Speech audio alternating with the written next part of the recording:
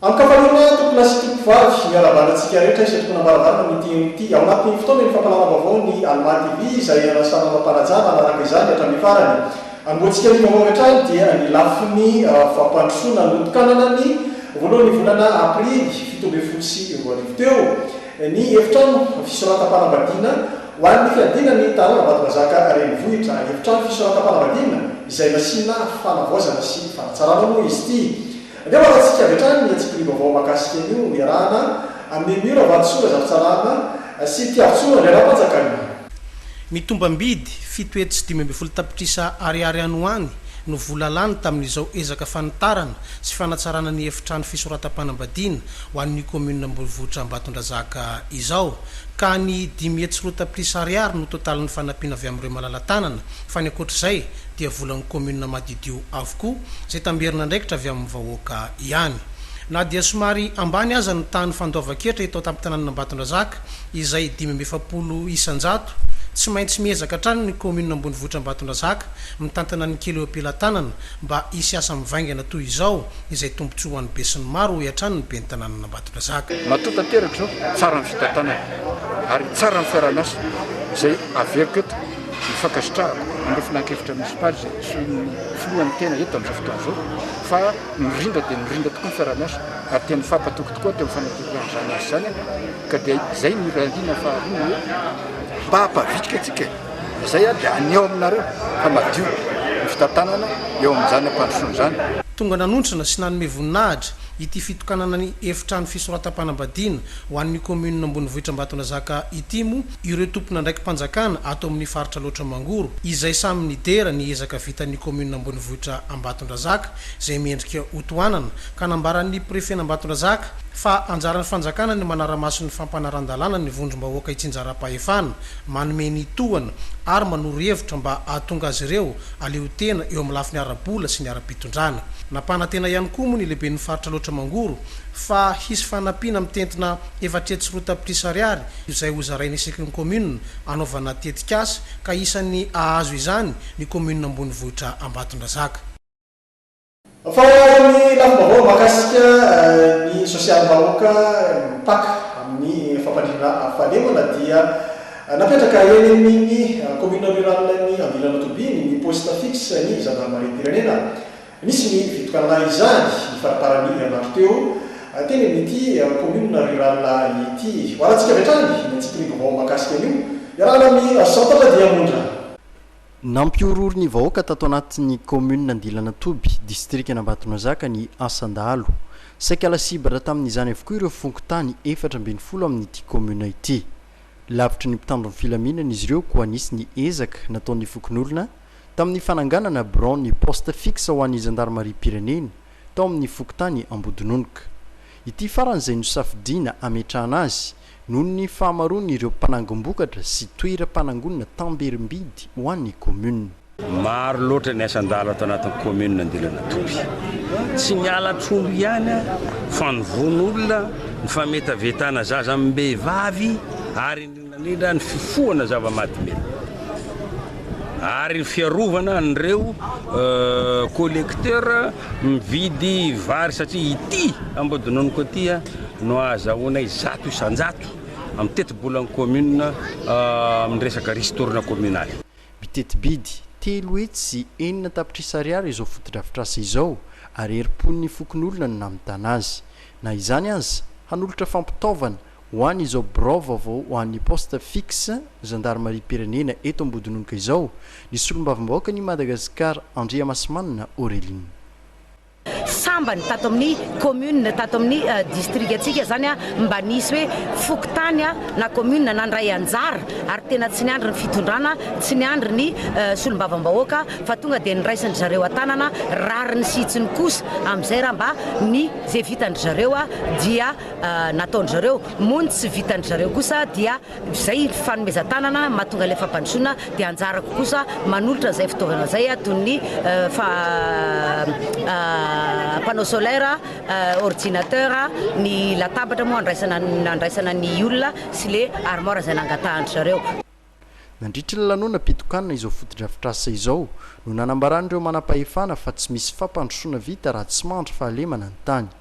dingana goavana izao nataony ny vahoaka nandilana toby izao fa ny lafim-baovao mahakasika ny fahasalamam-bahoaka manoloana ny fisian'ny sotraretina romotana izay nafatesana olona any amin'ny commune rurale ny Bejofo iny dia misy avetrany ny faraisana andraikitra faran'izay maika nataonry zareo ny safandrarapatry ny fimpina sy ny fambolena eto amin'ny faritra aloatra mangoro miaraka amin'ny tokony andraikitry ny commune Voalaza faraisana andraikitra izay nadiniana indrindra ka ny volina mahakasika ny fisorohana faran'izay maika izay arety mandoza izay andika hoaratsika ny antsika vaovao mahakasika an'io miarahana amin'ny tsiry arianavelo sy manao finaritra noho ny fisian'ny sorotraretina aromontana nahafatesana olona iray tao Mangarivitra commune Bejofo dia nidina ifotony ny aran'dinika tamin'ireo mpanatanteraka sy tompon'andraikitra ary ny mpitandro ny filaminana ao amin'ny commune Bejofo ny ekipan'ny Fohibendrarapatry ny fambolena sy ny fiompiana aloatra mangoro nahitana ny avy ao anivon'ny sampandraharahan'ny fiompiana sy ny avy ao amin'ny fahasalamam-bahoaka anamafisana ny ady amin'ny aromontana ary nanapa-kevitra izy ireo fa ho atao tsy misy atakandro ny fanasana alika ary ny opération famonoana alika mba tsy hiparitahan'ny otrika aretina ny tena zava-dehibe moa dia ny fanetanana ireo mpiompy anao vaksin'ny biby raha malala fa tsy tonga any amin'ny olombelona ny aretina raha tsy misy ny kaikitry ny alika na ny saka tratra ny aromontana noho izany dia tokony misy fepetra zany atao amin'ny fiompiana an'ireo alika sy ny saka ireo voalohany indrindra amin'izany moa zany dia ny fanaovana vaksiny izay io zany no tena ady voalohany amin'ny aromontana ny fanosana alika na recensement ataon'ireo chef de fokotany dia fantatra amin'izany ny isan'ny alika ato amintsika ho fantatra ny alika ho atao vaksiny ary fantatra ny alika ho vonoina manomboka ny volana mea dia isy ny fanetanana fanaovana ny vaksiny alika ireo ary ao anatin'ny volana mea zany tsika dia anao an'le vaksiny takina ny fiompiana manara-penitra raha tiana ho fongotra tanteraka ny aromontana vinavinain'ireo tompon'andraikitra araka izany ny amerenana indray ny etranalika Inosatiray zata dia samy hitanana avokoa ny tsirairay manoloana izay fisian'ny sotraretina aromontana fatesana olona teny amin'ny commune rurale ny Bejofo iny izay no mahakasika iny fa verenantsika kely ny mahakasika ny nivon'ny gendarmerie pirenena isan'ny nankalaza ny andron'ny gendarmerie pirenena ny zareo gendarmerie pirenena eto Ambatondrazaka misy ary ny fambolekazo tanteran'izy ireo fanamarina izany ny daty-ny androany alatsinainy fatelo ny volana aprily 2024 teny tsamoarovateny na tanterana izay fambolekazo izay dia hoaratsika ny antsika ny vaovao mahakasika io eo amin'ny sariny fietranarindra zany ankoatra ny asa fampandriana fahalemana izay fampitadiavana amin'ny dalo sy ny jiolay araka ny tapo-tanety matsiaro tenao manana didy eo amin'ny fikajinan'ny tontolo iainana koa ny gendarmerie pirenena isan'izany ny gendarmerie pirenena eto Ambatondrazaka zanakazo mitotaly 500 fototra no nambolen'izy ireo teny amin'ny teza tanety atsinanana tsamarovateny ny alatsinainy fatelo ny volana aprily 2024 fambolekazo izay nitarihan'ny lehibe ny vondro topoparitra ny gendarmerie pirenena aloatra mangoro sy ny avy amin'ny compagnie ny gendarmerie pirenena ary ny brigady izay Voalaza inona ry ny safidiana manokana ity daty ity iarahantsika malala moa zany fa ny fankalazana ny andron'ny gendarmerie pirenena 2 avril dia samy manao hetsika izay tandrify avy daholo ny sapapibaikona ny gendarmerie pirenena raha tsy resaka fa tsy ny eto amin'ny groupement loatra mangorontsika dia ny safidy ny fambolekazo ny gendarmerie pirenena ny antony moa dia rahantsika mahita ny faharatsian'ny toetrandro vokatra izay faharatsian'ny tontolo iainana amin'izay ka anisany vomafy indrindra ny fatra loatra mangoro no tsy fisian'ny rano vokatra ny aratsian'ny toetrandro sy ny fahasomban'ny tontolo iainana dia mifandraika amin'izay indrindra ny hevitra ndraisin'ny gendarmerie pirenena loatra mangoro zany amin'ny fambolekazo fanatsarana amin'izay tontolo iainana marina moa fa tantsoroka sy mpamatsy ny zanakazo tamin'izy ity ny orinasa fanalamanga ny irarian'izy ireo dia nikajin'ny tsirairay ny azo voavoly tahaka itony mba holovany taranaka any aoriana fa manaparatsika ny vaovao dia ny lafim-baovao mahakasika ny fanatanjahantena totosa omaly teny amin'ny kianjara sonjatovo ny lalao famaranana intersection eo amin'ny taranja baolina kitra lalao baolina kitra moa izay mikarakaraindry zareo ligue ny baolina baolina kitra eto nifaritra aloatra mangoro izy ka nifanarana tamin'izany izay anosina filo sy ny tamma ampasimbolona parafaravola tsara ny manamarika fa dia fanokafana ny tompilalaovana ho an'ny baolina kitra ato anatin'ny faritra aloatra mangoro ihany koa moa izay lalao natao teny amin'ny kanja sonjatovo izay mirovatsora za salama sy tiavitsonana ny fanjakaina mitondra ny antsikrivavao makasiny andeha hoanatsika voaositra ho tompon-dakan'ny intersection ato amin'ny ligue paritry ny baolina kitra aloatra mangoro ny tamin'ny mampasim-bola parafaravola izay miakanjo maintso eto amin'ny sary rono iray no nandresen'ny zaidahana nosondrafilo avy eo anivon'ny section nambatondrazaka izay miakanjo mavo somary tsy dia nahitana fanafiana tsara firy ireto ekipa roa ireto taty amin'ny fizaram-potoana voalohany tany amin'ny minitra fahenina amby telopolo fizaram-potoana faharoa no natafiditra ny baolina voalohany ny tamin'ny mampasim-bola parafaravola efa tany amin'ny 3 minitra fa nampitoana farany no nahazo ny pénalité ny zaidahana nosondrafilo rehefa nanao fahadisoana tao anatin'ny surface de réparation ny vodilarany zareo tamin'ny mampasim-bola iray no nisy rano rotonto tao anatin'ny 90 minitra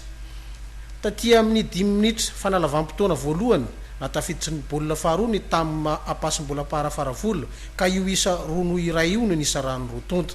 samy tafiakatra eo anivon'ny division voalohany avokoa moa ireto ekipa roa nanao lalao famaranana ireto amin'ny ty tompilalaovana 17 ity izay nosokafana tamin'ny fomba ofisialy tamin'ity fotoana ity misy ekipa tsy latsaky ny folo moa zany ny division voalohany ty aloatra mangoro zay hitatsika atoato moa zany ny fandehan'ny lalao zany amin'ny division voalohany io dia mizara poule izy io poule roa zany poule de 6 enina zany amin'ny anankiray enina amin'ny faharoa dia ireo zany manao match aller retour rehefa vita le match aller retour zany dia miditra amin'ny lalao manasadalanatsika dia avy eo amin'ny lalao famarana ny antony dia satria akaikaiky loatra zany ny fepitoana men'ny fédération zany avy tany ny lalao division voalohany amin'ny faritra 20 zay tsy hivina fa amin'ny 30 juin zany dia tsy maintsy vitany ho fantatra ny champion ligue tsirairay avy lalao fanokafana ny fionana teo amin'ny FC Otiva aloatra mangoro miakanjo maintso eto amin'ny sary sy ny FCA abattoir miakanjo fotsy ny voaka nandresy tamin'ny isa rono iray mo ny FC Otiva aloatra mangoro izay no masaka azo natolotra ao nio tokilasy tokovavy isorana lehibe no nanaraka hatramin'ny farany ny famparana vaovao isorana ihany koa ireo mpanao gazety namana teo amin'ny fanongorona am-baovao ary indrindra fa ny technicien teo amin'ny lafiny kirakira sy ny fakanany sary izay tsy adino manome fotoana indray amin'ny fotoana ny fampalana vaovao manaraka manao fitaova tokilasy tokovavy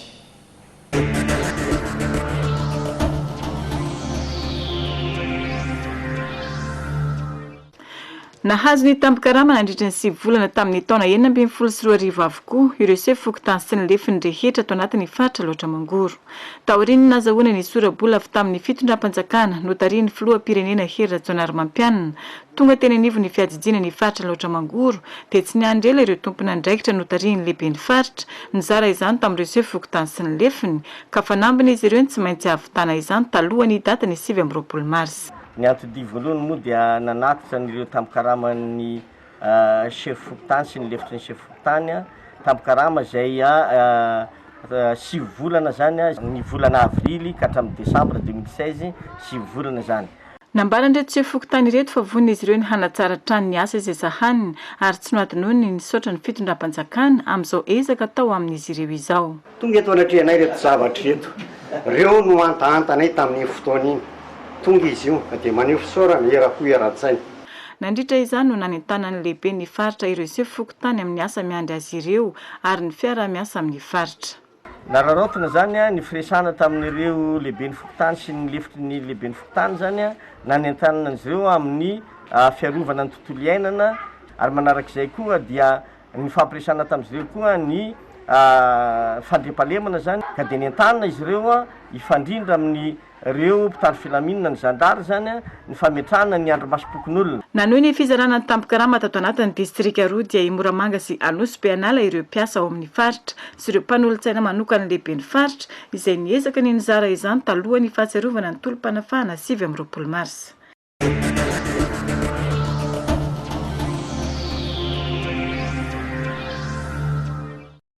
Manoloana ny tsy fandriam-pahalemana ny tranga volana maromaro to tanaty ny faritra laotra mangoro hatramin'ny isian'ny fitrandrahana vato ao amin'ny komina Ididy Ambatondrazaka ka nampirongatra ny asa fanafihana amin'ny tampiadina sy alatra maro samihafa ny fanesesy dia nametraka lamina sampandrina fahalemana ny tanàna Moramanga ny polisy pirenena ka nazahoam-bokatra izany toy ny fahatratrarana rongony fisamborana ireo mpangalatra entana tsy ara-dalàna ary ny tena goavana dia mifanaraha-maso ireo olona mampiaya.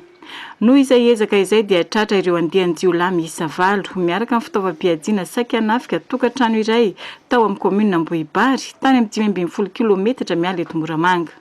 Ny toetrany ny asa fampandrina fahalemana nataon'ny polisy pirenena ka antsoavo nataon'izy ireo amin'ny fiara-miasa amin'ny mponina mba hanomezana loharanom-baovao hisamborana ireo olon-dratsy. Ireo matoa azo vokatra izay asika amin'izao fotoana izao na asamborana ireo valolahy ireo sy ireo fitaovam-piadiana maro ireo dia vokatry ny fiara-miasa amin'ny vahoaka olo-tsotra tsara sitrapozana dia etrany mbola manentona hatrany ao antsika vahoaka raha tiantsika amin'ny vahoaka ny resaka fandriam-pahalemana eto amintsika izay azotsorina fa tsy vikarepotra fefaminina ireo fa ifambolona antsika miaraka aminareo vahoaka. Miasa andro manalina ireto farany eny anivon'ny fokotany manara-maso ny eny anelakelan-trano ankoatra ny fiambenana eny amin'ny lalam-pirenena faharoa sy faefatra amby efapolo ary ny lalam-pirenena Vonjimaika RNT23 mampitoy ny Moramanga sy Anosy-Beanala izay matetika hatratrarana rongony sy toaka gasy. Asa goavana antsoroan'ny polisy pirenena ihany koa ny fandrindrana ny fifamoivoizana izay tena manahirana amin'ny mpampiasa lalana eto Moramanga ny fahaterena eto Tampotanàna.